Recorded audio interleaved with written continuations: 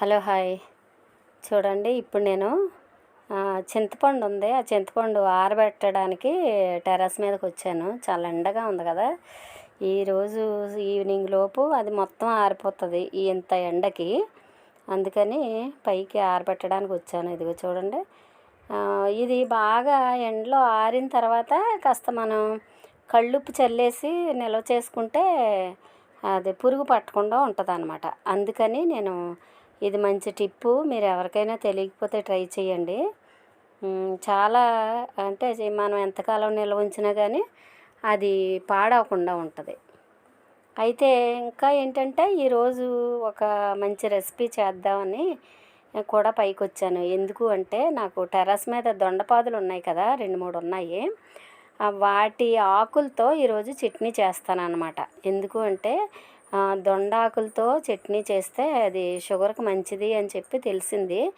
సరే, చట్నీ కాదు కానీ వాళ్ళు చెప్పింది ఏంటంటే ఆ రసం తీసుకుని తాగమన్నారు. కానీ అలా మనం చేయలేం కాబట్టి ఇంకా మరొక విధానం అంటే పచ్చడి.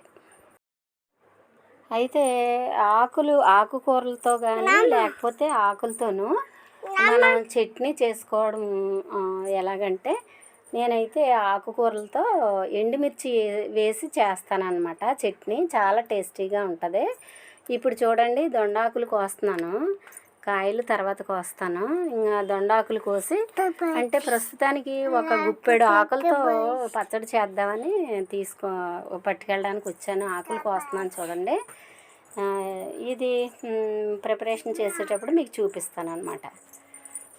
ఇలాగా అంటే ఆకులు చూడండి ఎంత పచ్చగా ఉన్నాయో, సమ్మర్ అయినా సరే.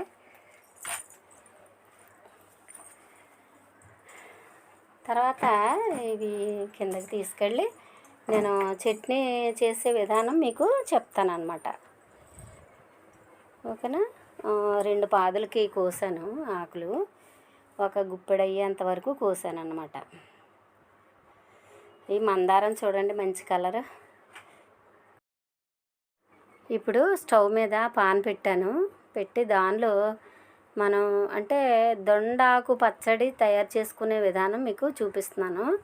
ఎందుకంటే చిన్న పిల్లలకి దొండాకు పసరు వేస్తారు. మరి మీలో ఎంతమందికి తెలుసో ఆ విషయం నాకు తెలియదు. కానీ దొండాకు పసర ఎందుకు వేస్తారనే విషయం తెలియదు. కానీ పిల్లలకి మాత్రం పుట్టిన తర్వాత రోజుల టైంలోనూ నెలల టైంలోనూ కూడా దొండాకు పసర వేస్తారనమాట. పూర్వం వేసేవారు, ఇప్పుడు పిల్లలకు వేస్తున్నారో లేదో తెలీదు.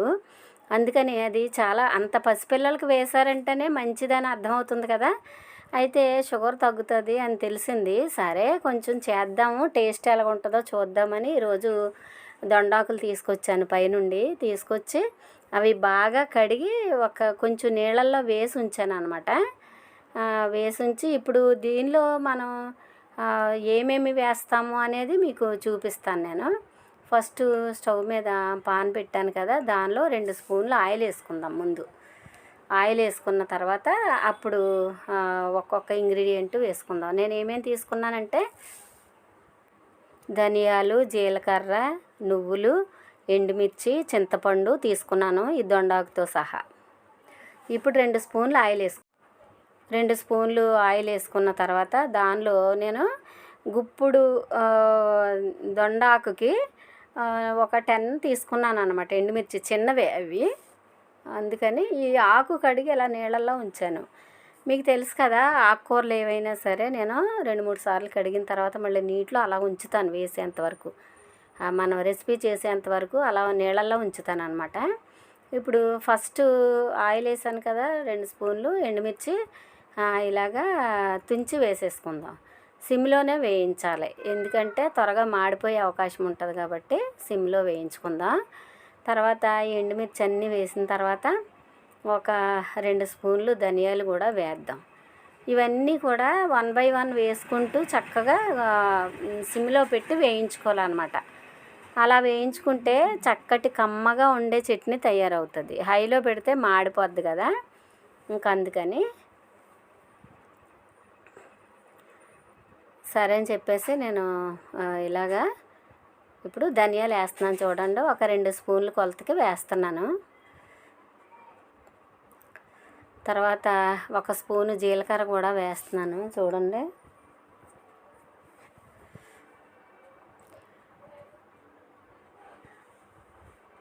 ఇవన్నీ వేసిన తర్వాత కొంచెం దోరగా వేయించిన తర్వాత ఈ ఆకు కూడా వేసేస్తాను. నీటిలో ఉంచిన దొండాకు వేసేస్తాను అన్నమాట. అది గట్టిగా పిండేసి చక్కగా చూడండి, నాకు గుప్పెడు వచ్చింది ఆకు. కరెక్ట్గా ఆ గుప్పెడికి 10 ఎండుమిర్చి వేసాను అనమాట. ఇది వేగుతూ ఉన్నప్పుడు చింతపండు కడిగి వేస్తాను. చూడండి ఎంత చింతపండు. ఇది పాన్కి అంటుకోకుండా ఉంటేనే బెటర్, ఎందుకంటే పాన్కి స్టిక్ అయితే చేదు వస్తుంది, తర్వాత మాడిపోద్ది చింతపండు. ఓకే, ఆకుల మీద పెట్టాను. ఇప్పుడు ఫైనల్గా కొంచెం నువ్వులు వేసుకుందాం. ఆకుకూరలతో చట్నీలకి మ్యాక్సిమం నేను ఏం చేస్తానంటే ఒక 2-3 స్పూన్లు వేస్తున్నాను. నేను ఏం చేస్తానంటే ఎండుమిర్చి మాత్రమే వాడతాను,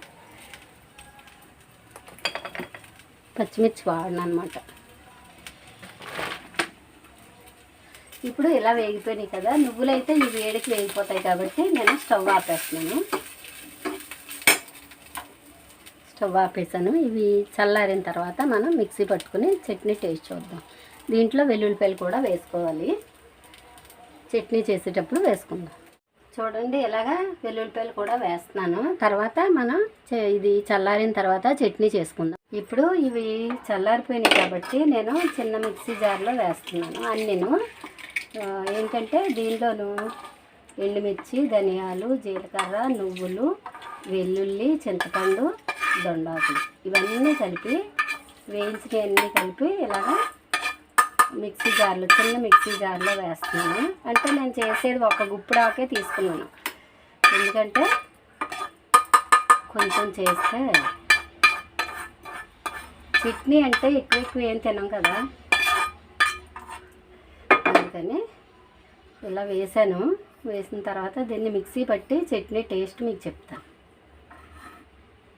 కొంచెం ఉప్పు వేసుకోవాలి.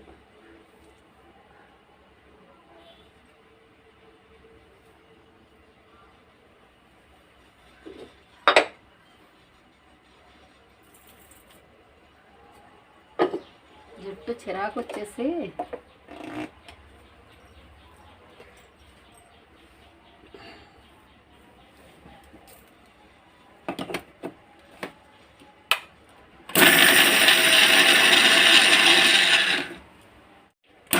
స్మెల్ అయితే చాలా బాగా వస్తుంది, చాలా మంచి స్మెల్ వస్తుంది. దొండకాయలతో పచ్చడి చూసాం కానీ దొండాకుతో చూడండి టేస్ట్, ఉప్పు చూడడానికి టేస్ట్ చేశాను, చాలా బాగుందండి బాబు. ఏంటో కొన్ని మనకు తెలియక తినం, కానీ చూడండి ఎంత బాగుందో పచ్చడి, రుచి ఎంత బాగుందో, చాలా టేస్ట్గా ఉంది. ఇదిగో ఇలా అయ్యింది, చాలా బాగుంది. నేను చెప్పానని కాదు కానీ ఒకసారి మీకు దొండబాధ ఉన్నవాళ్ళు అందరూ ఒకసారి ట్రై చేయండి. నేనైతే ఇంకా తరచూ చేస్తూనే ఉంటాను అనమాట. ఇది చాలా బాగుంది, ఎక్సలెంట్గా ఉంది టేస్ట్, మర్చిపోకుండా ట్రై చేయండి. చూసారా ఎంత బాగుందో.